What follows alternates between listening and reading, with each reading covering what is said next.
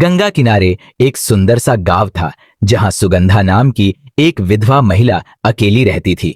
उसका पति कई वर्षों पहले एक दुर्घटना में चल बसा था और तब से उसका जीवन भक्ति और तपस्या में ही बीत रहा था।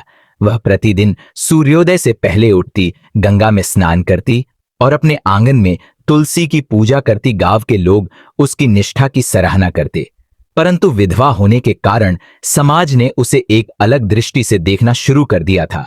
वो सब कुछ सहती रही क्योंकि उसे संसार से अधिक ईश्वर की भक्ति पर विश्वास था। एक दिन गांव में एक साधु महात्मा का आगमन हुआ। वे गेरुआ वस्त्र धारण किए हुए थे।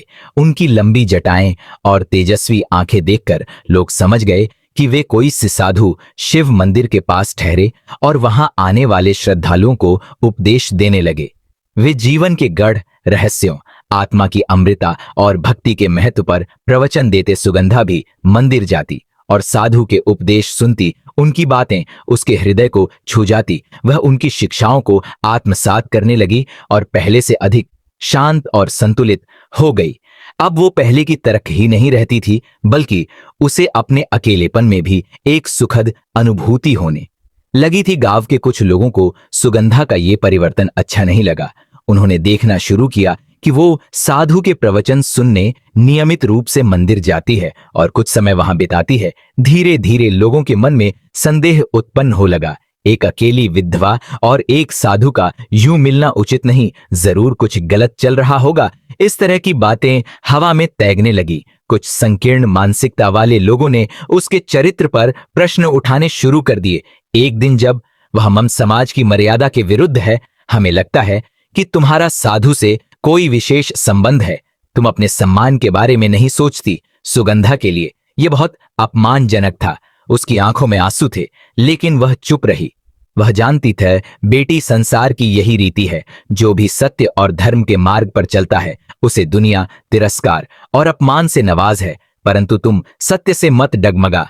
सुगंधा ने कहा, परंतु लोग तो मुझे चरित्रहीन कह रहे हैं, यह सहना बहुत कठिन है। साधु ने, शतो संसार की भूल है। यदि तुम भी क्रोध और प्रतिशोध में बह गई तो फिर तुम में और उनमें क्या अंतर रहेगा। सुगंधा को यह सीख समझ में आ गई। उसने निश्चय किया कि वह किसी की बातों की परवाह नहीं करेगी और अपने धर्म पर अडिग रहे। में सुगंधा ने आगे बढ़कर बीमारों की सेवा करनी शुरू की। वो घर घर जाकर दवा और भोजन देने लगी। साधु ने भी योग और आयुर्वेदिक उपायों से गांव वालों का इलाज किया। धीरे धीरे उनकी मेहनत रंग लाई और गांव महामारी के प्रकोप से मुक्त हो गया। अब गांव वालों को अपनी गलती का एहसास हुआ।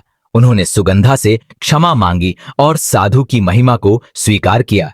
कुछ समय बाद साधु ने सुगंधा से कहा, बेटी, अब मेरा यहां कार्य समाप्त हो गया है। अब मुझे अन्य स्थानों पर जाकर लोगों की सेवा करनी होगी। सुगंधा की आंखें भर आई।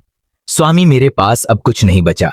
साधु ने कहा, तुम्हारे पास तुम्हारी सेवा और भक्ति है, यही सबसे बड़ा धन है। सुगंधा ने साधु को प्रणाम किया और वे आगे बढ़ गए। अब सुगंधा के मन में कोई भय नहीं था।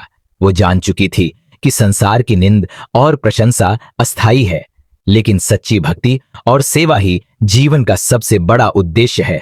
उसने अपने शेष जीवन को लोगों की सेवा में समर्पित कर दिया। इस कहानी से हमें यह शिक्षा मिलती है कि सत्य के मार्ग पर चलने वाले को समाज का विरोध सहना पड़ता है, लेकिन अंततः सत्य और धर्म की ही जीत होती है।